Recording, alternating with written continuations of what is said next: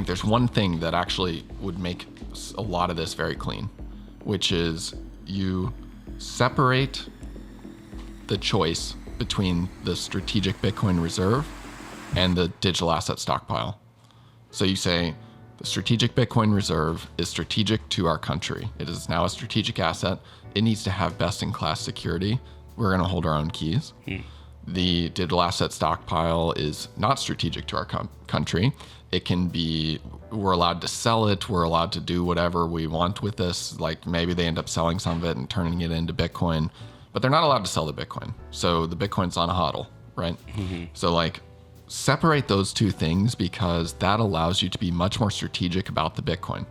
Because if you think about what is a custodian optimizing for, a custodian is optimizing for being able to secure as many assets as possible above some level of security so that they don't get hacked, right? But their whole thing is like, we need to secure as many assets as possible in order to serve as many customers as possible.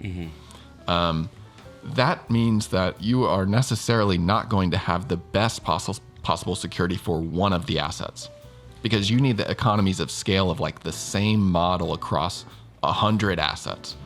And so I think you separate this if you're the US government and you say, we're going to have the best possible security for our Bitcoin, and then we're going to have whatever the custodian wants to do for the rest of the shit. And that's how you make this, I think, straightforward and end up with the best security for the strategic asset, and then not having to like deal with it for everything else. Yeah. And so I think that's the first like big fork. And I don't know that anybody has thought about this really in depth to say that, but I think that is like one of the best choices they could make. Can the stockpile, like from the executive office, be put on hodl? Like, how does that work? I think there's some provision where they can decide if an asset in the stockpile has become strategic to the country, and it kind of shifts over into like a strategic designation. So if a next administration wants to come in and just rug that, they would be restricted in doing so? Or No, in the EO it says that they're free to bind. The Treasury is in charge of whatever they want to hold on to or not hold on to. In the stockpile. Yeah, in the stockpile. Not the Bitcoin. I think is a minimum 20-year hold that's per the Lummis bill. Oh, I apologize. No, you're right. That's the Bitcoin Act, right? I'm sorry about that. Yeah. So this is one of the risks for the EO is like the next administration could come in and say we don't agree with this, and we're getting rid of the whole thing. Yeah, that's what I was getting at. But if you separate the two, because you said like putting the stockpile on like hodl, right, and separating the digital assets from it, that still runs the risk of the next administration just selling the stockpile that's on hodl. Yeah, we would need, so basically this is where the Lummis side of things comes in. Basically, like with that bill, if it gets passed by Congress, then it would be a Bitcoin strategic reserve through legislation.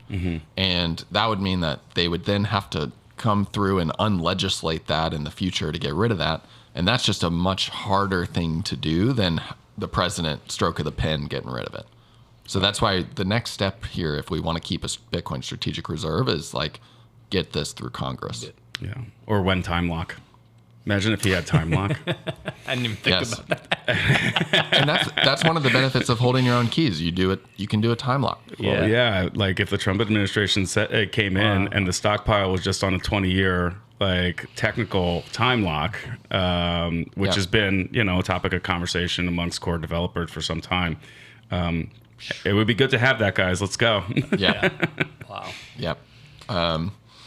So yeah, I think that like you make that decision first.